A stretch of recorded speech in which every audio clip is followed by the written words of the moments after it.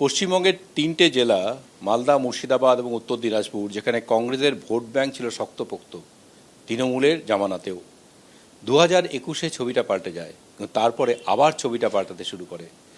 সাগরদিঘি কেন্দ্রে উপনির্বাচনে কংগ্রেস জয়লাভ করে এবং 2024 সালে এই জেলাতে চাকুলিয়া কেন্দ্রে কংগ্রেস 1 নম্বর স্থানে ছিল লোকসভা নির্বাচনের সময়। ফলে কংগ্রেস শিবিরের ধারণা, ধীরে ধীরে কংগ্রেস ভোটাররা ফিরে আসছে তাদের নিজেদের ঘরে, এবং সেই আশায় বুক বেঁধে লড়াইয়ে নেমেছে কংগ্রেস। আমরা কথা বলবো কংগ্রেসের জেলা সভাপতি মোহিত সেনগুপ্তের সঙ্গে। মোহিতবাবু, একটা কংগ্রেস বরাবর বলছে যে 21 সালের পর থেকে ধীরে ধীরে ধীরে ধীরে আবার একটু একটু করে পায়ের তলে মাটি শক্ত হচ্ছে, কেন হচ্ছে এটা, আদৌ হচ্ছে? 2011 সালে আমরা জোট করে তৃণমূল সঙ্গে আমরা নির্বাচনে লড়াই করেছিলাম এবং বামফ্রন্টকে আমরা হারিয়েছিলাম। সেক্ষেত্রে আমাদের জোট ছিল তৃণমূলের সঙ্গে। আমাদের 2টো ক্যাবিনেট মিনিস্টার, 5টা রাষ্ট্রপতি দেয়, কিন্তু এই বেশি দিন লাস্টিং করেনি। 13 মাস পরে আমাদের যারা ছিলেন মন্ত্রিসভায় এবং দল, তারা আমাদের কথা বলে অনুমতি নিয়ে তারা পদত্যাগ করে। কেন তাদের সঙ্গে দুর্ব্যবহার, খারাপ ব্যবহার, কোনোরকম কাজ করতে দিচ্ছিল না। সেই জন্য দল জোট থেকে বেরিয়ে আসছিল এবং জোট করার পরেই তৃণমূল কংগ্রেসের একটা উদ্দেশ্য হলো যে বাংলার কংগ্রেসকে খতম করতে হবে। সর্বত্র কংগ্রেস অফিস, আইএনটিসি অফিস দখল করে সব তৃণমূলের ঝান্ডা লাগিয়ে বেপরোয়াভাবে যারা বাংলায় করতে হবে। তখন প্রদীপ ভট্টাচার্য ছিলেন প্রদেশের প্রেসিডেন্ট। প্রদীপ ভট্টাচার্য বারে বারে গিয়েছিল মমতা ব্যানার্জি দেখা করতে, বলেছিল এগুলো কী হচ্ছে, বলছে হবে না, কিন্তু হয়ে যাচ্ছে। তারপর খেলা আরম্ভ হলো, মুকুল্লাকে লেলিয়ে দিল। সমস্ত কংগ্রেস নেতাদের বাড়ি বাড়ি গিয়ে টাকার ব্যাগ নিয়ে পুলিশের ভয় দেখিয়ে তাদেরকে দলত্যাগ করার জন্য, এবং কিছুটা সাকসেস হলো কুচবিহার টু কলকাতা অবধি। তারপর চললো এবার ধীরে ধীরে। তারপর শুভেন্দু অধিকারীকে মজা নামালো মমতা ব্যানার্জি। 3টা জেলা, যে আপনি বললেন 3টা জেলা, বিশেষ করে উত্তর দিনাজপুর, মালদা এবং মুর্শিদাবাদ, 3টা কংগ্রেসের শক্ত ঘাঁটি। 3টা জেলার দায়িত্ব ছিল শুভেন্দু অধিকারীকে। আমি অন্য জেলা বাদ দিয়ে আমাদের জেলার কথা বলতে পারি। শুভেন্দুকে একটা কথাই বলছিল যে উত্তর দিনাজপুর জেলার কংগ্রেসকে খতম করতে হবে এবং রায়গঞ্জ পৌরসভা কংগ্রেসের দখলে এটা খতম করতে হবে। যে করে হোক কংগ্রেস নিশ্চিহ্ন করতে উত্তর দিনাজপুর জেলা, তুমি সেটা ব্যবস্থা করো। শুভেন্দু অধিকারী বেপরোয়াভাবে আমাদের জেলায় কালিয়াগঞ্জ পৌরসভাকে কিনে নিল, ডালখোলাকে কিনে নিল, ইসলামপুর কিনে নিল, সবাই চলে গেল তৃণমূল চলে গেল। ভয় ভীতি দেখিয়ে, পুলিশের ভয়, গুন্ডাদের ভয়, মারপিট দেখিয়ে তাদেরকে এসব নিয়ে নিল। ঠাকুর রায়গঞ্জ মিউনিসিপ্যালিটি কংগ্রেসের 4টা মিউনিসিপ্যাল কংগ্রেস ছিল, 50 সমিতি জেলা পরিষদ নিয়ে নিল, ভয় দেখিয়ে কিনে নিল, ভয় দেখিয়ে উঠা নিল জেলা পরিষদ মেম্বারদের, 50 সমিতির মেম্বারদের উঠা নিল। এই লিয়াকত সাহেব ছিল দীর্ঘ 30 বছরের পঞ্চায়েত সভাপতি, ওরা কিডন্যাপ করে চলে গেলো বাইরে, হলদিয়াতে চলে গেলো। তো এই খেলা খেলছে শুভেন্দু অধিকারী। ভোটের সময় পৌরসভা ভোট হলো, ভোটে বোম পিস্তল রাহাজানি। আজকে কি পরিস্থিতি দাঁড়িয়েছে আমি বলছি, সে ভোটটা এখানে ছিনতাই ভোট, বোমাবাজি কোন এই এলাকার মানুষ দেখেনি, কিন্তু শুভেন্দু অধিকারী দৌলতে এই এলাকার মানুষ দেখেছে কীভাবে বোম পিস্তল নিয়ে ভোট ধর করতে হয়, বুথ ধরে মারপিট করতে হয়, ধর করে ভোট নিয়ে জয় হয়েছে। এটা দেখেছে। আচ্ছা, এই শুভেন্দু অধিকারী, এই যে শুভেন্দু অধিকারী এখন বড় কথা বলছে, এই শুভেন্দু অধিকারী মমতা ব্যানার্জির কথা বলছে, এই শুভেন্দু অধিকারী মমতা ব্যানার্জির কথা মতো তো করেছে এগুলা। তা আজকে উনি আছে বড় বড় কথা বলছেন, মমতা ব্যানার্জিকে দুষছেন। দুজনেই সমান, যেমন বিজেপি তেমন তৃণমূল, মমতা ব্যানার্জি শুভেন্দু একই। আজকে আমরা বলতে পারছি যে আজকে বলে না, জেলা পঞ্চায়েত নির্বাচন থেকেই আমাদের জেলায় কংগ্রেসের শক্তি ধীরে ধীরে বাড়ছে। আজকে এখানে পঞ্চায়েতের নির্বাচনে বুথ জাম, বুথ দখল, ব্যালট লুট হওয়ার সত্ত্বেও আমরা 3টা জেলা পরিষদ পেয়েছিলাম। জেলা পরিষদ আমাদের দখল আসতই, যদি না তখনকার দিনে ডিএম যে আজকে কাউন্টিংয়ের সময় রাত্রবেলায় সমস্ত কংগ্রেসের কাউন্টিংয়ে বের করে দিয়েছিল, রীতিমতো পুলিশ দিয়ে ঘাট ধাক্কাতে বের করে দিয়েছে। বলছেন 23-এর পঞ্চায়েত, 23-এ পঞ্চায়েত ঘাট ধাক্কাতে ভার বের করে দিয়েছিল জেলা বোর্ড দখল করতে হবে। তা আমাদের জেলা বোর্ড মেম্বারদের জেলার সিট চিন্তা করিল সব। এই ভবেন ঘোষ আমাদের কন্দিকে ব্লক কংগ্রেস সভাপতি, সে জিতে আছে 6,000 ভোটে, হারিয়ে দিল। পঞ্চমীবার জিতে আছে, সার্টিফিকেট দিচ্ছে না। এই 10 নচ করে দিল আমাদের জেলায়। মাঝখান থেকে 3টা সিট পেয়েছিলাম জেলা পরিষদে, তা সত্ত্বেও। তো এই অবস্থায় তো মানুষ তো পঞ্চায়েতের ইলেকশন করে স্টেট নির্বাচন কমিশন সমস্ত আধিপত্য নিজে হাতে 24-এর লোকসভা নির্বাচনে আপনারা একটা কেন্দ্রে মাত্র চাকুলিয়াতে বোধহয় লিড নিয়েছেন। 24-এর লোকসভা কেন্দ্রে, তার আগে হ্যাঁ চাকলাতে আমরা 1,000 লিড দিয়েছিলাম। আর গোয়ালপাড়া 800 টাউন ছিল, তারপর ইত্যাদি সবই টাউন ছিল মোটামুটি। এইবারে রেজাল্ট কী হবে ভাবছেন? এবার রেজাল্ট আমরা এক জায়গায় আছি, কয়েকটা বিধানসভা আমরা দখল করব। কয়েকটা বিধানসভা, 9টা বিধানসভার মধ্যে অন্তত 5টা বিধানসভা ভালো অবস্থা আছে। 5টা বিধানসভা আমরা আশা করছি মানুষের যে কোন বিধানসভা সেগুলো? এই মুহূর্তে আমি নামগুলো বলবো না, কারণ নামগুলো বললেই আমরা আশঙ্কা করছি যতই নির্বাচন কমিশন স্ট্রিক্ট হোক, যতই নির্বাচন কমিশন কোন বলছে গোলমাল হতে দেবো না, তার তো আমাদের সন্দেহ আছে, ভয় আছে যে আমরা অতীতের নির্বাচনগুলো যেদিকে দেখলাম এই আমলে, সেই নির্বাচন দেখে বলতে পারবো না, বলবো না, আমরা জানলেও বলবো না কোন কোন বিধানসভা আমাদের জয়ের আশা আছে। যেগুলো বলবো জয়ের আশা আছে ওখানে দমন পীড়ন চালাবে পুলিশ। নির্বাচন কমিশন প্রচুর পরিমাণে নিরাপত্তা রক্ষী নামাচ্ছে, কিন্তু আমরা খুশি, কেন্দ্র বাহিনী তো তা খাইল না। আজকে যে সমস্ত কার্যকলাপ করছেন সেই কেন্দ্র বাহিনী থেকে আম করে যেমন কড়াকড়ি করছেন, এখনও 1 মাস আগের থেকে বিভিন্ন বুথের হিসাব মাপ ঝোপ করে নিয়ে যাচ্ছে। আমরা খুশি। ভোট আমরা চাই পিসফুলি ভোট, 1 দিন 2 দিন ভোট আমরা না, আমরা চাই শান্তিতে ভোট, অবাধ ভোট, যার ভোট নিজের ভোট দেওয়ার অধিকার আছে, অবাধ ভোট দেওয়ার ব্যবস্থা যে নির্বাচন কমিশন থাকে আমি নিশ্চয়ই স্বাগত করবো। এই যে তৎপরতা, সেটাতে আপনি আশাবাদী যে ভালো সুন্দর ভোট শান্তি? এই মুহূর্তে আমরা আশাবাদী, জানি না পরবর্তীতে কী হবে। এই মুহূর্তে ভোট এখনও প্রায় 21-22 দিন আছে। এই মুহূর্তে আমরা বলতে পারি আশাবাদী যে ভোট পিসফুলি হবে। কিন্তু তৃণমূল তো এইটাকেই হাতিয়ার করছে যে এত পুলিশ কেন, এত কেন্দ্রীয় বাহিনী কেন, কেন বুথের ভেতরে আমাদের পোলিং এজেন্ট বসতে পারবে না? বুথের ভিতরে পোলিং বসতে পারবে না বললে এটা মিথ্যা প্রচার হচ্ছে। বুথের ভিতরে পোলিং এজেন্টই থাকবে, বুথের ভিতরে পার্টি ক্যাডার থাকবে না, এটাই তৃণমূল আসলে হচ্ছে। বুথের ভিতরে বিভিন্ন দলের পোলিং এজেন্টরা থাকবে নির্বিঘ্নে নির্ভয়ে, কিন্তু বুথের ভিতরে পার্টি ক্যাডার থাকবে না, কে কি ভোটতে দিচ্ছে, এই জন্য তৃণমূল আতঙ্ক, এই জন্য তৃণমূল ভয় আমরা পারবো না। কিন্তু এবার হবে না, 4টা করে আর্মি ফোর্স থাকবে প্রতিটা বুথে, কে কিছু করতে। যদি কোনো বুথে কোনো গোলমাল হয়, আমাদের যা বলেছে গোলমাল হয়, তা সেই ভোট স্টপ করে দেবে, তারপর দিন ও ভোট হবে না। এরকম এইসব নিয়মের জন্যই তো আজকে তৃণমূল আর চিল্লাচ্ছে, বড় বড় কথা বলছে। আজকে তৃণমূল যেটা করতো, মৃত ভোটারদের ভোটটাই তো লাস্ট বাজারে ছাপ্পা হতো, সেগুলো তো বাদ গেছে এবার। সব বাদ গেছে। ওদের আতঙ্ক, ওই জন্য ও তো বড় বড় কথা বলছে ওদের নেত্রী। তৃণমূল যাই বলুক, এসআইআর নিয়ে তৃণমূলের বিক্ষোভের কারণটা কি এটাই? অবশ্যই এগুলো এসআইআর নিয়ে বিক্ষোভের কারণ এটাই যে ওই যে 58 লক্ষ ভোট এরা ছাপ্পা দিত লাস্ট বাজারে, দরজা বন্ধ করে সব বের করে দিয়ে, এগুলো হতো তো, এই জন্য তো আতঙ্ক। আর আমার নির্বাচনে বাইলক্সে কী করলো, সমস্ত ছাপ্পা দিল, ডিএম এসপি সহ নিজেরা ছাপ্পা দিল। এবার তাই খেল না, কাউন্টিংয়ের দিনকার আগের দিনকার 2 দিন আগে স্ট্রং রুম থেকে বেমফিস চুরি করে নতুন বেমফিস ঢুকাই দিল, এই ডিএম নিজে করছে। আপনার কাছে একটা সৎ উত্তর আশা করছি, সেটা হচ্ছে কেন্দ্রে কংগ্রেস নেই, রাজ্যে কংগ্রেস নেই, সেই কবে 29-এ লোকসভা ভোট হবে, আর রাজ্যের এই ভোটে কংগ্রেস ক্ষমতায় আসবে, সেই বার্তাও রাজ্যবাসীর কাছে নেই। সেই অবস্থায় দাঁড়িয়ে মানুষকে আপনারা কি বলছেন, কি বোঝাতে চাইছেন যাতে মানুষ কংগ্রেসকে ভোট দেয়? মানুষ বলছে তৃণমূলের বিকল্প রেখে বিজেপির বিকল্প কে, একদিন কংগ্রেস জোট করে নামছিল, কংগ্রেস সিপিএম, মারাত্মক ভুল। কংগ্রেস সিপিএম জোট করে মারাত্মক ভুল, এটা আমরা দেখেছি। আমার কী শিক্ষা দেখেছি, রায়গঞ্জে হয়তো কংগ্রেস পেলাম, কোন দিকে কংগ্রেস পাচ্ছে না, বামফ্রন্টের সিম্বল। পঞ্চায়েত নির্বাচনে কিন্তু অসুবিধা হচ্ছে, বুথে বুথে পতাকা বোঝাচ্ছে না, কংগ্রেস সংগঠন নষ্ট হয়ে যাচ্ছে। এই ভুলটা ঐতিহাসিক ভুল ছিল কংগ্রেস সিপিএমের জোটটা।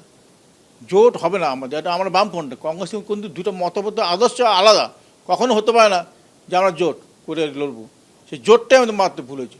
এবার যেন আমাদের এআইসিসি বলেছে, প্রথম থেকেই বলছে একলা চলতে হবে, সে একলা চলা এআইসি থেকে সবাই মত দিয়েছে, প্রদেশ থেকে ডিসিসি পর্যন্ত মত দিয়েছে একলা চলা, যে একলা চলার সিদ্ধান্তকে আমরা ওয়েলকাম করছি এআইসিসিকে, এই সিদ্ধান্ত হওয়ার জন্যই মানুষ আজকে বুঝছে না কংগ্রেস কিছু করবে এবার। না মানে আপনি বলছেন যে তৃণমূল এবং বিজেপির বিরুদ্ধে যে ভোটাররা রয়েছে তারা বাম নয়, কংগ্রেসকে বেছে নেবে এবার। অবশ্যই আমাদের ধারণা যে কংগ্রেসকে বেছে নেবে, বিকল্প হিসাবে কংগ্রেসকে বেছে নেবে, বিকল্প হিসাবে। আমরা আশা করি আমাদের রেজাল্ট, ক্ষমতা আসতে বলবো আমি বলতে পারবো না, আমাদের রেজাল্ট খুব ভালো হবে পশ্চিমবাংলায়। এই জেলাতে প্রাথমিক স্বাস্থ্য, প্রাথমিক শিক্ষার হাল কীরকম? কিচ্ছু নেই, প্রাথমিক শিক্ষা নাই, স্বাস্থ্য নেই, কিচ্ছু নেই। এবং এখানে তো জানেন এইমসের গল্পটা আমি আর করবো না, উঠে লাভ নেই। সেই হাসপাতালগুলো আছে বড় বড় বিল্ডিং, ডাক্তার নেই, চিকিৎসা নেই, আসলে ট্রান্সফার কলকাতা। তো এইগুলো চিকিৎসা নাই, স্বাস্থ্য নেই, কিচ্ছু, স্বাস্থ্য নেই, চিকিৎসা নেই, চাকরি নেই, কিচ্ছু নাই, বেকারত্বের জ্বালা, খালি পাতা খাচ্ছে, পাতা কোরেক্স পাতা নেশা করে রাখছে মেয়েদের ছেলেদেরকে। আর দুয়ারে দুয়ারে দিদি মদের দোকান পৌঁছে দিয়েছে, দুয়ারে দুয়ারে দেশি মদের দোকান দুয়ারে দুয়ারে পৌঁছে দিয়েছে, মদ খেয়ে ঘুমায় থাকো। তো এগুলো করছে কালচার, আর তো কমায় শিল্প, আর বোম মারার শিল্প করছে, এখানে মদের শিল্প করছে। কিন্তু প্রচুর ভাতা দিয়েছেন উনি। ওই ভাতা ভোটের পরে হেরে গেছে, বন্ধ হয়ে যাবে। এই ভাতা তো ডেনা, কত লক্ষ কোটি ডেনা করছে এই মমতা ব্যানার্জি। কিন্তু মানুষ তো সেটা বোঝে না, হয়তো ঘরের পকেটে টাকা পাচ্ছে। বোঝে তো যে একটা বাড়িতে মেয়ে এবং ছেলে গ্র্যাজুয়েটে এমএসসি পাশে বসে আছে, 5-6 বছর তো বসে আছে, চাকরি নাই, তাদেরকে ওই মহিলা ভাতা 1,500 টাকা দিল, তাতে কেউ খুশি না। সাময়িক খুশি, হয়তো তার হাত খরচা চলে যাচ্ছে, কিন্তু সাময়িক খুশি না যে একটা মেয়ে এবং ছেলে বেকার হয়ে বসে আছে, দীর্ঘদিন চাকরি নাই।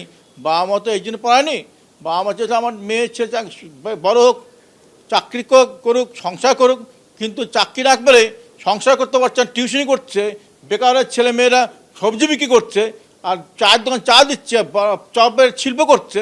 এ তো আর বলেনি বাবা মা যে তোমাদের পড়ায় কষ্ট করে পড়িয়ে এইসব করবো।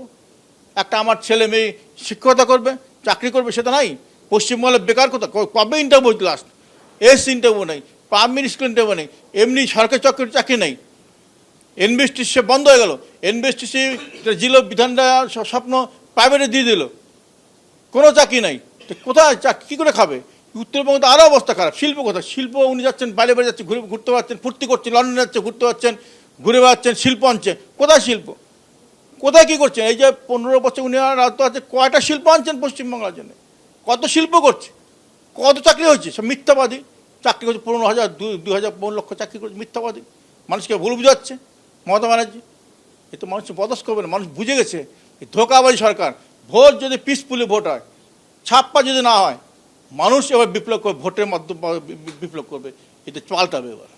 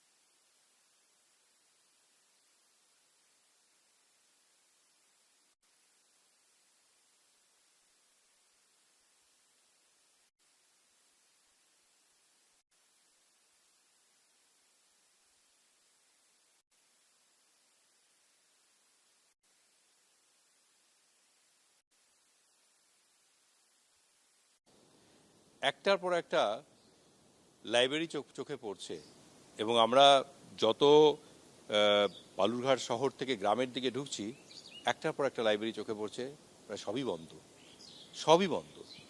আমরা এখানে এসে দেখলাম এটাও তালামারা, কিন্তু স্থানীয় লোকের সঙ্গে কথা বলে জানতে পারলাম চুক্তিভিত্তিক একজন গ্রন্থাগারিক এখানে রাখা হয়েছিল, কিন্তু তার উপরে একাধিক লাইব্রেরির দায়িত্ব, ফলে তিনি প্রতিদিন আসতে পারেন না, সপ্তাহে আসেন মাঝে মধ্যে, লাইব্রেরি খোলেন। সুখবর হচ্ছে লাইব্রেরিটা খোলা হয় মাঝে মাঝে, এবং এই পাশে একটা স্কুল আছে, স্কুলের বাচ্চারা এসে তখন ভিড় করে, বই নেয়।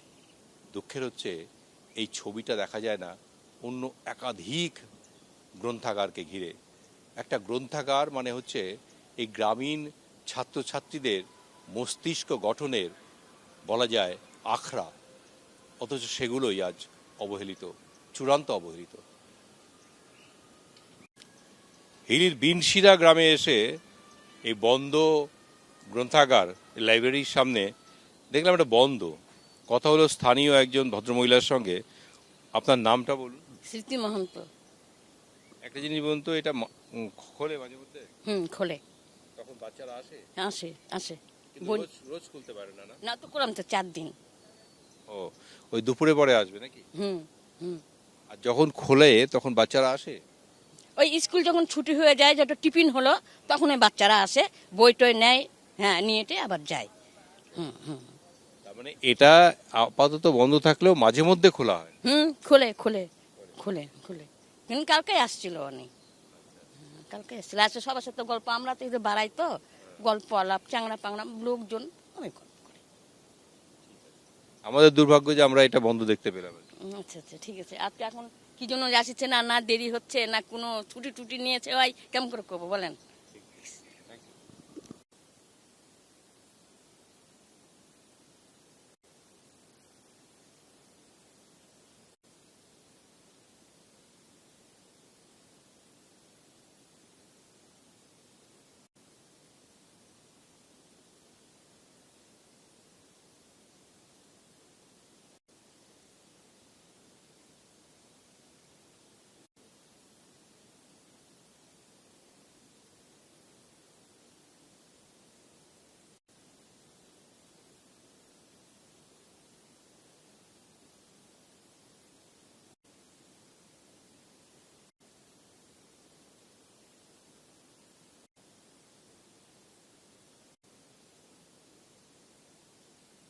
খুব কম খুলে, মাসে একদিন দুদিন খুলে, মাসে একদিন দুদিন 3 দিন খুলে, ব্যাস বন্ধই থাকে।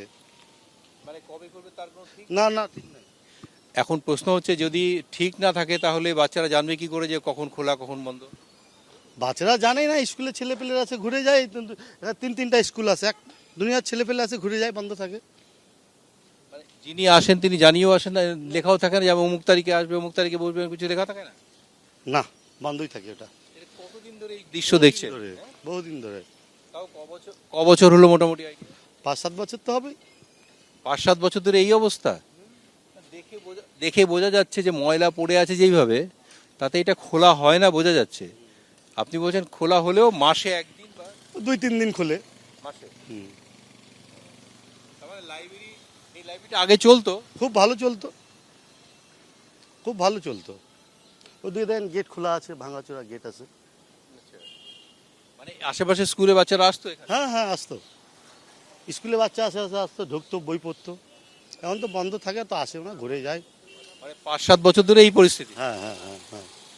অর্থাৎ উনি যেটা বলছেন যে একটা সময় এই লাইব্রেরিকে ঘিরে স্কুলের বাচ্চাদের কৌতূহল ছিল, আগ্রহ ছিল, আনাগোনা ছিল, কিন্তু গত 5-7 বছর ধরে পরিস্থিতিটা পাল্টে গেছে। এখানে কাগজে কলমে লাইব্রেরি খোলা আছে, মাসে একদিন বা দুদিন কেউ আসেন, কবে আসবেন কখন আসবেন কেউ জানতে পারে না বাচ্চারা, ফলে বাচ্চারাও আর আসে না, লাইব্রেরিটার নামে দাঁড়িয়ে আছে মাত্র। এই যে লাইব্রেরিটা দেখতে পাচ্ছেন না, এটা শুধুমাত্র নিছক একটা লাইব্রেরি নয়, এটা একটা ইতিহাসের অঙ্গ। এই লাইব্রেরি যখন স্থাপন হয় তখন ব্রিটিশ সাম্রাজ্য, ভারত ছিল পরাধীন, এবং খুব খেয়াল করে দেখুন লেখা আছে ওয়েস্ট দিনাজপুর, অর্থাৎ তো এটা কিন্তু আজকে আর ওয়েস্ট দিনাজপুর নেই, উত্তর দিনাজপুর, দক্ষিণ দিনাজপুর, এটা হচ্ছে সাউথ দিনাজপুর। কিন্তু এটা ওয়েস্ট দিনাজপুর, একটা ইতিহাসের অঙ্গ। সেই সময় থেকে লাইব্রেরি চর্চা শুরু হয়েছিল হিলি এলাকায়। তো আমি একজনকে সঙ্গে কথা বলবো, তার শৈশব, কৈশোর, যৌবন সবই এখানে হিলিতে। আপনি আশেপাশেই বাড়ি বোধহয় নাকি? আমার একটু ওই সামনে।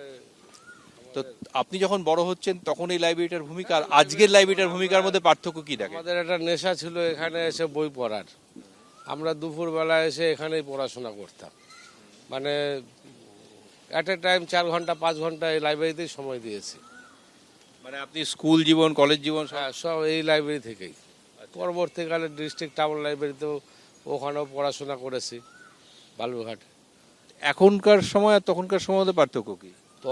এখন তো মনে করেন ছেলে পেলে আসেই না এখানে, বন্ধই। আমরা তো এদিক দিয়ে যাওয়া আসা করি, সবসময় বন্ধই থাকে।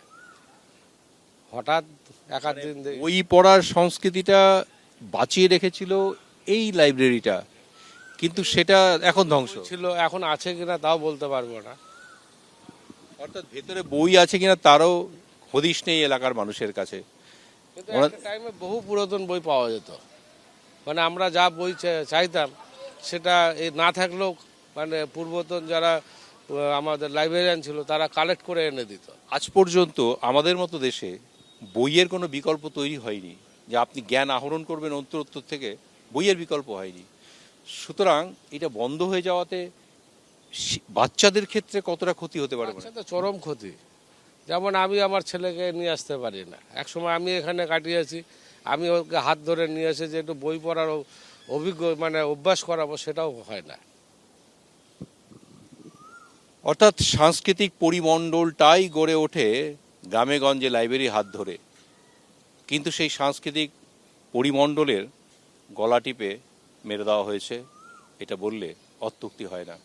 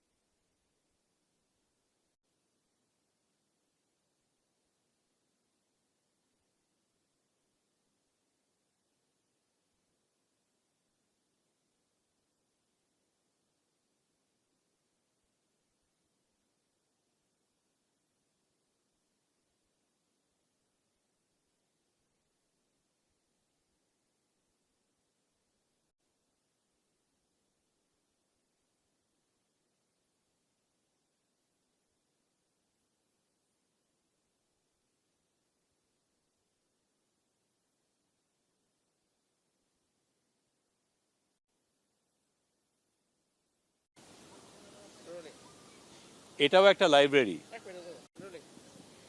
এটাও একটা লাইব্রেরি, কিন্তু নিছক লাইব্রেরি নয়, ইতিহাসের স্মারক। অবিভক্ত ভারত, অবিভক্ত বাংলা, অবিভক্ত দিনাজপুর, 1941 সাল, তখন তৈরি হয়েছিল এই লাইব্রেরি, যার নাম হিলি কুমুদনাথ টাউন লাইব্রেরি। অর্থাৎ 85 বছর আগের তৈরি এই লাইব্রেরি দীর্ঘ বছরের পর বছর এই এলাকার কৃষ্টি, সংস্কৃতি, শিক্ষা, মননশীলতার কেন্দ্রভূমি ছিল। তার কি পরিস্থিতি একবার কথা বলে নেব। এই বিষয়গুলো নিয়ে যিনি গবেষণা করছেন তিনি একজন সমাজসেবক সুরজ দাস, তার সাথে আমরা কথা বলে নেব।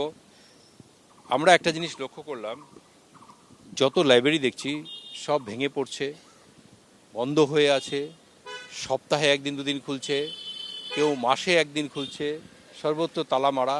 এই দৃশ্যটা কি যা দেখতে পাচ্ছি এটার সঙ্গে বাস্তবের সঙ্গে কি মিল? বিগত 10-15 বছর ধরে আমাদের যেটা খুব আশঙ্কার মধ্যে আমরা রয়েছি যে লাইব্রেরিরা আগামী দিনে উঠেই চলে যায়। কারণ জেলাতে প্রায় 57টি লাইব্রেরি রয়েছে, একটি টাউন লাইব্রেরি রয়েছে, তার সঙ্গে 4টি রয়েছে আপনার শহর লাইব্রেরি। এই 57টি লাইব্রেরির মধ্যে অধিকাংশ প্রায় 90% লাইব্রেরিগুলোই এখন কর্মী অভাবে ঢুকছে। কোথাও কোনো স্থায়ী কর্মী নেই, বা কোথাও কর্মী থাকলেও তারা কন্ট্রাকচুয়াল কর্মী, তারা ওই সপ্তাহে হয়তো একদিন বা দুদিন খুলে রাখছে, কিন্তু পাঠকের জন্য খোলা পড়ে না। যারা আমরা একটা সময় লাইব্রেরিতে পড়াশুনো করে বড় হয়েছি, আমাদের মানে মনন তৈরি হয়েছে লাইব্রেরি থেকে, সেটা নষ্ট হয়ে গেছে। এখন লাইব্রেরিমুখী কোনো ছেলে মেয়েকে আমরা পাচ্ছি না। সমস্ত লাইব্রেরিগুলোতে একদম ধুলো ভর্তি হয়ে গেছে, কোথাও বই নেই, কিছু নেই, হয়তো বইগুলো আছে সেই বইগুলো উয়ে শেষ করে দিয়েছে খেয়ে। তো এইটা একটা কোথাও এটা একটা ধারণা তৈরি করার চেষ্টা হয় কোথাও কোথাও কি বাচ্চারা আসে না বলে লাইব্রেরি বন্ধ, নাকি লাইব্রেরি বন্ধ বলে বাচ্চারা আসতে পারছে না? একদমই এটা ভুল কথা। কারণ হচ্ছে লাইব্রেরি খোলা থাকলে অবশ্যই সেখানে পাঠক যাবে এবং যায়, এখনও খোলা থাকলে অবশ্যই আসবে। কারণ যদিও এখন এই সাইবার দুনিয়াতে অনেক ছাত্রছাত্রীরা মোবাইলে পেয়ে যাচ্ছে বা তাদের পঠন পাঠনের স্টাইল, বইয়ের তো বিকল্প হয়নি আজও। বইয়ের কোনো বিকল্প নেই। বইয়ের লাইব্রেরি মুখে এখনও প্রচুর ছেলে মেয়ে আছে, কিন্তু লাইব্রেরি যেহেতু খোলা থাকছে না, লাইব্রেরি যেহেতু কোনো ইনফ্রাস্ট্রাকচার নেই, তার ফলত একটা বিরাট একটা শূন্যতা তৈরি হয়েছে এবং ছেলেমেয়েরা লাইব্রেরি থেকে বিমুখ হয়ে পড়ছে। অবশ্যই লাইব্রেরি যদি সে আবার সেই সুস্বাস্থ্যে ফিরে আসে, আশা করি আবার সেই বাঙালি যে নবজাগরণ ঘটবে পাঠের মধ্য দিয়ে, বইয়ের মধ্য দিয়ে, সেটা কিন্তু আছে। তাছাড়া বই যদি শিক্ষা প্রসারের পক্ষে চূড়ান্ত পরিপন্থী একটা ঘটনা ঘটে চলেছে। কারণ হচ্ছে প্রতি বছর যে পরিমাণে বাংলা বই ছাপা হয়, তাহলে বইগুলো যাচ্ছে কোথায়? তো নিশ্চয়ই বাংলা বইয়ের ডিমান্ড আছে, বইয়ের ডিমান্ড আছে, নইলে লক্ষ লক্ষ কোটি কোটি বই কলকাতা বইমেলায় যে পরিমাণে বাংলা বই বিক্রি হয়, সেটা তো পৃথিবীর মধ্যে একটা অত্যাশ্চর্য বিষয়। তাহলে নিশ্চয়ই পাঠক আছে, তাহলে পাঠক আছে, তাহলে লাইব্রেরি আছে, লাইব্রেরিগুলো তাহলে বন্ধ কেন? এই লাইব্রেরিগুলোকে সচল রাখতে হবে যে করেই হোক। এই সচল যদি আমরা না রাখতে পারি, আমাদের বাঙালির যে আমাদের যে এবিপি আনন্দ এগিয়ে থাকে, এগিয়ে রাখে।